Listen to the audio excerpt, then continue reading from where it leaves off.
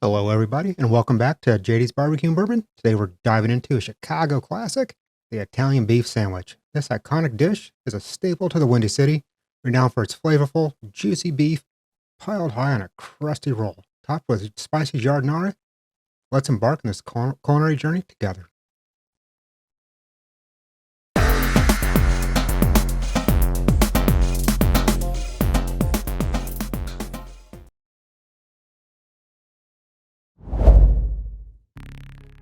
The Chicago Italian beef sandwich has its roots in early 1900 Chicago, crafted by Italian immigrants. They ingeniously slow roasted and thinly sliced inexpensive cuts of beef, simmer them in some rich broth, and serve the tender meat on hearty rolls.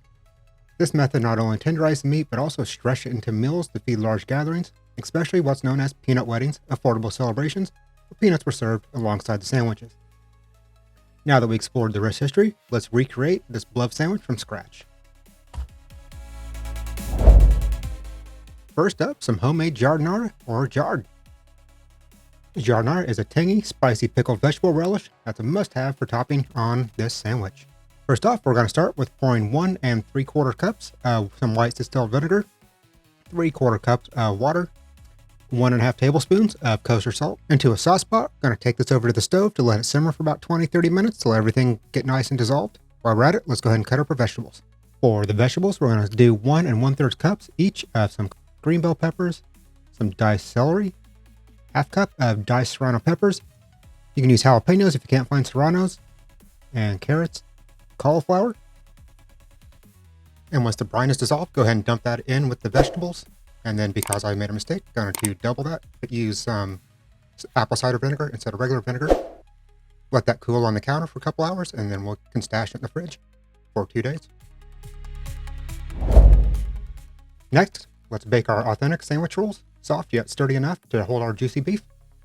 To our stand mixer, we're going to add 200 grams of some bread flour, 9 grams of yeast, 20 grams of olive oil, 15 grams of sugar, 9 grams of salt, and 225 grams of water, and mix that on low. While it's mixing, we're going to go ahead and add another 150 grams of bread flour slowly as it mixes. And then once that's all incorporated, knead it on high for 6 minutes. After 6 minutes, give it a tug test like this to make sure you have plenty of gluten formation. Go ahead and lube up a bowl big enough to fit your dough. Put the dough in, cover it with plastic, and let it proof for 90 minutes. After 90 minutes, lightly flour your work surface and plop your dough down on the floured surface. Go ahead and divide your dough into 4 equal pieces. If you like, you can measure, but I'm just taking it close enough here. And then quickly gonna roll each of these into a ball and cover with a tea towel for 15 minutes. After 15 minutes, go ahead and get these guys moved off to the side. Put some flour down on our work surface. And we're going to take one of these balls, flatten it, kind of get it into a square shape. And then we're going to start rolling it, and we're going to pinch it as we roll to make sure that we get a nice good seal. And once we have that into a log, put your hands like this, and we're going to massage it back and forth to get it lengthened out. You don't want to push too hard, you don't want to push too much gas out. Just trying to make it longer. Once it's to the shape that you like, move it over to a baking sheet.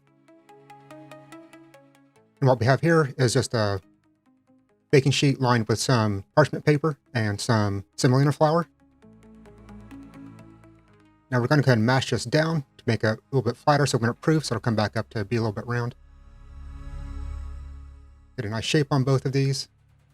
Then taking a razor blade or a sharp knife, we're going to score down the center of all 4 of these. Let this rest for about 30 minutes, and it'll be time to bake these. Tray, just to be different, I'm going to go ahead and just cut these differently. More to see what it looks like than anything else. Bring it back in just a few minutes. While those are resting, go ahead and preheat your oven to 375 degrees Fahrenheit or 190 C. Then we're going to put our bread in the oven for up to 30 minutes until it's nice and golden brown. After 30 minutes, take a look at that nice, beautiful bread. All right, time to go ahead and make the star of the show. For our beef, we're going to get out our heaviest cast iron pot here, get it ripping hot, add some oil to our pot here. And then for the meat, I'm going to use these beef necks that I found at a local grocery store. Nice and cheap. I'm going to add a lot of flavor. And once our Dutch oven's nice and ripping hot, we're going to go ahead and dump our meat in, turn it occasionally to get everything nice and browned. Got 2 packs here, so I'll get both of these browned. And then afterwards, I'll put everything back in the pot. And we're going to cover that with some homemade beef broth. If you don't have homemade, just use what's at the store. This is 4 cups of beef broth. And then I think it takes me 8 cups total of water to get everything nice and covered. Yep, there it is. Let this come to a boil. And if you want to scoop off the stuff, you can. I don't think it helps either way. Let's just cover that and reduce this to a simmer for about 3 hours. While that's going, let's go ahead and combine together our seasonings. We have 5 grams each of dried oregano, garlic powder, black pepper, onion powder, red pepper flakes, smoked paprika, ground fennel, and ground coriander. Put a little on that, get it shaken up.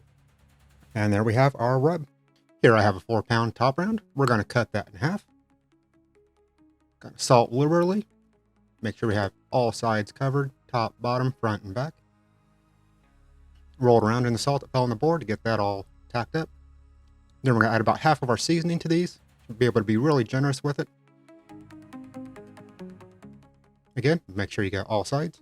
And then roll it on the board to pick up the seasoning that fell on the board. Afterwards, just going to shove both of these in a vac seal bag.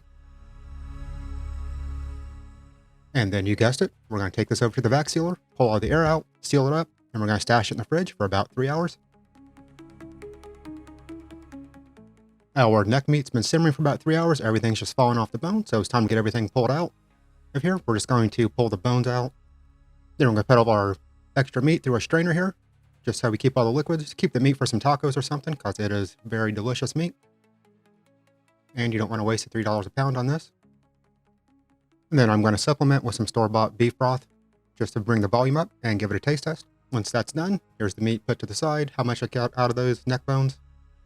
Alright, then the day of the cook, I see I already have my broth back out here. Just going to lift this up so we can add a few things to our broth. First thing is going to be about a tablespoon of better than bouillon beef flavoring. Just get that plopped in there, give it a quick stir. And also the rest of our seasoning that we made, just dump that in and stir to combine. And once that's all stirred in, we're going to add our meat to the above the broth here, so it just drips down into it. Gonna let that cook until it reaches about 140 internal. I'll bring you back. All right, these have reached 140 internal. Go ahead and get these taken off. Just pull them off and put them on a sheet tray. Wrap each one of our pieces of top loin in saran wrap very tightly, and we'll get this put in the fridge to cool off to make slicing easier.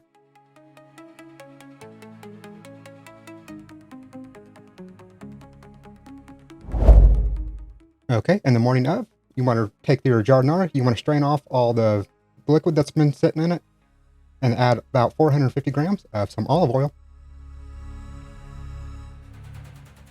And if you want to make your own, I suggest this Marconi brand. It's really good, a great alternative. Now for our hot peppers, we're just going to oil up a pan. Once it's nice and hot, get these put in, get some little color on them. And once they're done, we'll just get these pulled off, and we can go make our sandwich now. And for slicing your cooled off roast beef, you could use a knife. This little end piece, just be a nice pit snack for me. Go ahead, just give that a taste. You can see my dog really wants to get a taste of that too down in the corner. But just with the knife, cut this as thinly as you can. Doesn't have to be pretty. It's going to just be in a sandwich anyway. You can see here, you can get pretty thin with a knife. But after all this, if you have a meat slicer, why not use it? Just going to put it on about the one setting here. Just going to run one of those halves through here completely. And then we can get our sandwich built from the bread. Just going to cut off both ends of the bread here. Slice down the middle. And then slice horizontally through the bread about 3/4 of the way. Going to take some of our roast beef here and put it in our jus to get it warmed up. And after a few minutes of being in the warm jus, going to go ahead and get this built. Just get our roast beef, put it on. And here you can either dunk it in, serve it wet, or I'm going to build this one dry and then I'll dunk it in afterwards. Going to put some of our giardiniera on here, about 2 heaping tablespoons here. And go ahead and can't forget our peppers also. And I'm just going to get this wrapped up nice and tight. Just fold that over. So just get a nice wrap on this, pull it tight as you go. Then you can get out your bread knife and slice your sandwich in half. Go ahead and look at that cross section here in just a second. Deliciousness is what this looks like. But hey, there's one more way you have to serve this. So let's go ahead and take one of these and fully submerge it in our jus for about 4 or 5 seconds until it's nice and juicy. Okay, let's go ahead and give this a taste. Absolutely my favorite sandwich here, guys. This one's been a long time in the making. A lot of people have been waiting on it. If you're new here, don't forget to subscribe and like the video. Leave a comment down below.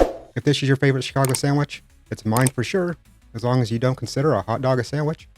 That one's coming in the future too. Hope to see you in the next video. Be sure to check out this other amazing video.